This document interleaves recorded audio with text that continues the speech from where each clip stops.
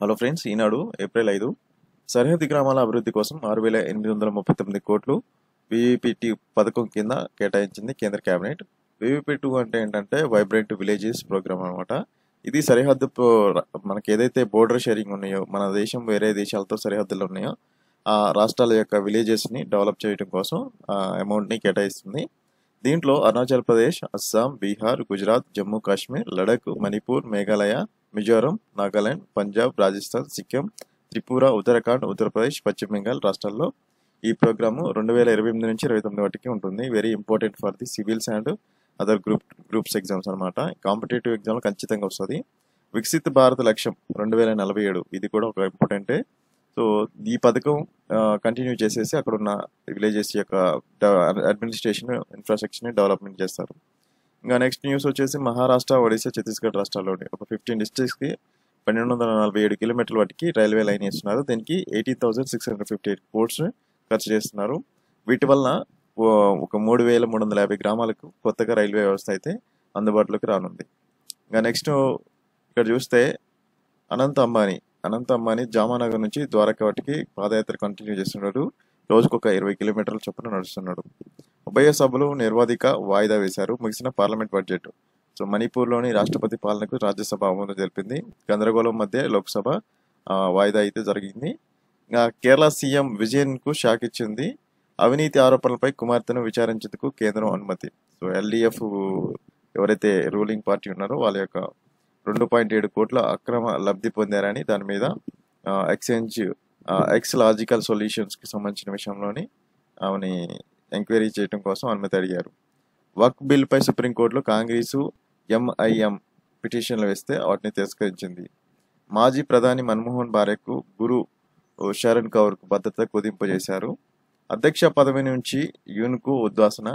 దక్షిణ కొరియా రాజ్యాంగం విరుద్ధంగా మార్షల్ లా విధించారని వ్యాఖ్య చేస్తుంది. ఇంకా అమెరికా వస్తువులపై మేము 34% సుంకం వేస్తాం, ట్యాక్స్ వేస్తాం అంటున్నది చైనా. సో అమెరికా వేస్తే మేము కూడా వేస్తామని వాళ్ళు అంటున్నారు. 43 కోట్లు చెల్లిస్తే ఈ గోల్డ్ కార్డు మీరే ఆవిష్కరించిన ట్రంప్ చూపిస్తున్నాడు. అదే గోల్డ్, అదొక వీసా అనమాట. అది తీసుకోవాలంటే 43 కోట్లు చెల్లించాల్సి వస్తుంది. ఇక ఎన్నికల బాండ్ల వివరాలు జప్తు సమీక్ష పిటిషన్ తిరస్కరించిన సుప్రీంకోర్టు. ఇంకా చూస్తే వక్ఫ్ బిల్ పైన మోడీ ఏమంటున్నారంటే ఇది సామాజిక ఆర్థిక న్యాయానికి మార్గం సుగమం చేసామంటూ ఇక్కడ అంటున్నారు. ఒక చోట ముస్లింలు నిరసనలు చేస్తున్నారు. ఇంకా ఉగ్రవాదిని కాదు రాజకీయ నేతను సుప్రీంకోర్టులోని కాశ్మీర్ యాసిడ్ మాలిక్. శ్రీరామనవమి వేడుకలకు అయోధ్య ముస్తాబు అయిపోయింది. ఇంకా చూద్దాం. దీదీ రాజీనామా చేయాలి, టీచర్ల నియామకం అంశంపై భాజపా. అమెరికా నుంచి 682 మంది స్వదేశానికి వచ్చిన వాళ్ళలో అధిక శాతం అక్రమ చొరబాటుదారులే. సో ఇల్లీగల్ మైగ్రెంట్స్ అనమాట. లోక్సభకు తెలిపిన కేంద్రం. 100 ఏళ్ల వయసులోని ఆ తాంబేలు 4 బుల్లి కుర్మాల జననం. సో ఈ 100 ఏళ్ల కుందేలు 4 చిన్న కుందేలు పుట్టినాయి అన్నమాట. ఇజ్రాయెల్లో దాడుల్లో 17 మంది మృతి. డైర్ ఆల్ బాలా. సో ఇది ఇక్కడ ఈ సిటీ ఆర్ స్టేట్ ఇజ్రాయెల్కి సంబంధించిన వాటిలలో మనకి కరెంట్ అఫైర్స్లో ఎక్కడ ఏంటి ఇన్సిడెంట్ జరుగుతున్నాయి అనేది ఆ ఏరియా అడుగుతారు అనమాట. ప్లేస్ ఇన్ న్యూస్ అని. ఐసీసీ నుంచి హంగరీ నిష్క్రమణ. So international court of justice అనేది ఒకటి ఉంటుంది.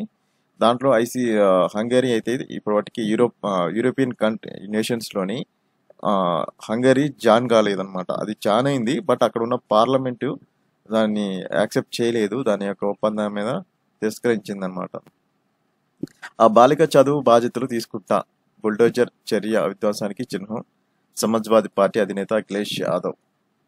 ఇక బావిలోకి దూసుకెళ్లిన ట్రాక్టర్. నాందేడ్లో 7 మహిళా కూలీల మృతి. ఇది ఛత్రపతి శివాజీ నగర్లో జరిగింది. తొలి 90 నిమిషాలు అత్యంత కీలకం. Coming to main headline paper. పంట చేలల్లో ఏఐ విప్లవం. చెరుకు తోటకు ఏఐకి సంబంధించిన ఇన్ఫర్మేషన్ ఇచ్చారు. సో చెరుకు తోటలో కృత్రిమ మేధతో అద్భుతం. మహారాష్ట్రలో మైక్రోసాఫ్ట్ సాయంతో ప్రయోగం చేశారనమాట. అదే గాలి, అదే నేల, అదే నీరు, అదే రైతు. సో అదే పంట, కానీ ఫలితం వేరంటూ ఇక్కడ రాశారు. పెట్టుబడి సగానికి తక్కువ, దిగుబడి 30% పైగా ఎక్కువ. ఇలా ఎలా అంటే ఏఐ గొప్పదనం అంటున్నారు బారామతి చెరుకు రైతులు. సో కృత్రిమ మేధ సాయంతో వ్యవసాయ విప్లవానికి భారతావనిలో ఆవిష్కరిస్తూ భవిష్యత్తుపై ఆశలు 1000 మంది రైతులు ఇక్కడ స్పందించారు. సో వ్యవసాయ రంగంలో ఏఐ ఇంట్రడ్యూస్ చేయడం వల్ల ఆర్టిఫిషియల్ ఇంటెలిజెన్సీ ఇంట్రడ్యూస్ చేయడం వల్ల ఏమి గొప్పతనం అనేది మీరు క్వశ్చన్ చేయొచ్చు, కింద కామెంట్ చేయొచ్చు. సో ఏఐ గొప్పతనం ఏంటంటే ఆర్టిఫిషియల్ ఇంటెలిజెన్సీ అగ్రికల్చర్లో ఇంట్రడ్యూస్ చేయడం వల్ల ఏంటంటే ఆటోమేటిక్గా మనకి సాయిల్ యొక్క పర్సంటేజ్, దాని యొక్క వాల్యూస్ తెలుస్తాయి.